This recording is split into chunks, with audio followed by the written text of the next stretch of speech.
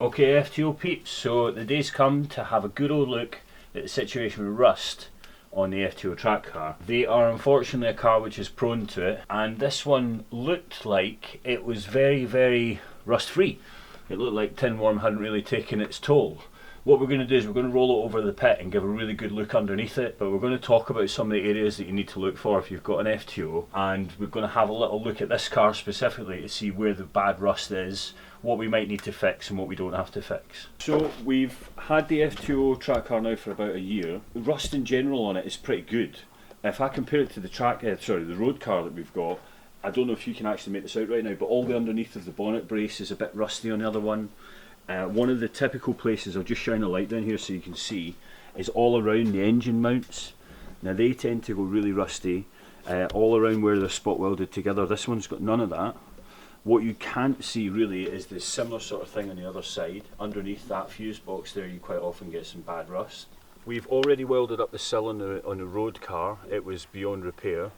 Well, not beyond repair, but it needed a lot of metal work doing. This one has a small hole. Now we're going to have a proper look at that when we get in the pit and see what it looks like from underneath. The only other bits on this one really that we've got a few problems with are up on the roof. We've got a couple of little spots just bubbling through.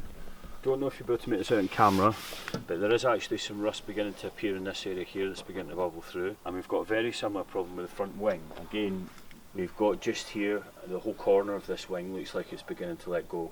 Although it's not bad, it's not got the rust in the common places, it does have it showing, and it is starting its, mortal end, if you like. And just to finish up top, this one has very little rust around the actual brace in the back here, but you can see the beginnings of it beginning to start around the edges of the metal here. And then if you look just where the tip of my finger is, we've got a tiny bit of tinworm beginning on the actual boot itself. One of the other places that a lot of Japanese cars, and especially FTOs, are bad for is the rear bumper brace, or the bumper bar that's underneath the plastic bumper. They tend to be really badly rotten. On the road car there's almost none of it left.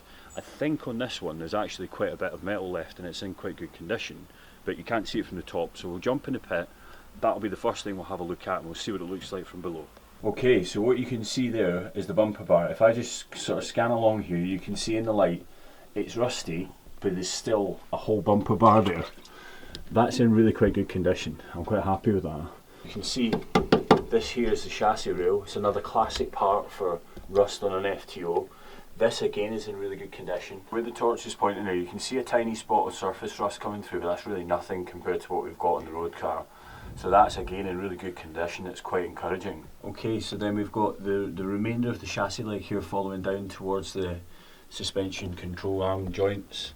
That's all in fairly good condition as well. Okay, so as you can see there's still some surface rust here, but there's no holes through it and it's still fairly solid metal. If I just give that a tap up there. Okay, so we're in pretty good condition back there as well. So what we're going to do now is we'll push the car a bit further over us and we'll have a good look all the way along the sills. One little trinket whilst we're under here, we've actually realised there's a catalytic converter in this car. We were both convinced that there was no cat in the car, but it seems like we do have one. Okay, so what you're looking at there is the rear passenger side jack-in point. That's this bit of metal here. That's not in too bad condition, but it's not perfect. It is better than the road car was. So that will pass an MOT, I reckon, is looking at the situation that it's in. But it's something that I definitely want to give a bit of treatment to, a bit of wax oil, just to make sure it doesn't get any worse. If you look carefully, the underneath of this chassis has been treated at some point in its life.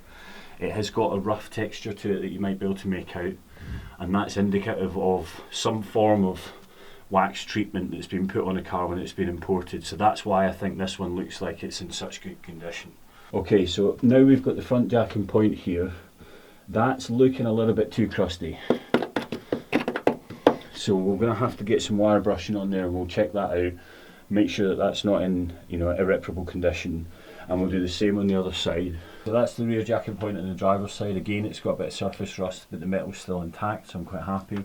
And then if I trace all along the sill, the inner sill, it's in again not too bad condition. This could be cleaned up fairly easily. The front jacking point now, you can see some wax oil or some sealant treatment actually peeling off the surface, but I believe if I get my hand up there,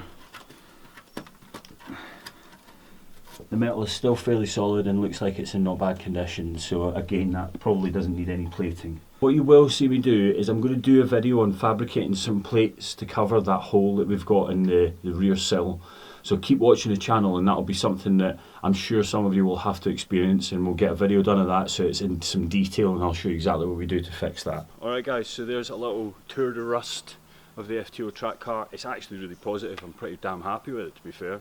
It could be a lot worse. So keep watching the channel, keep an eye out for that rust repair video. I suppose that's all we've got to say in this one. Thanks for watching. Like, subscribe and all the good stuff. Pay 'em away.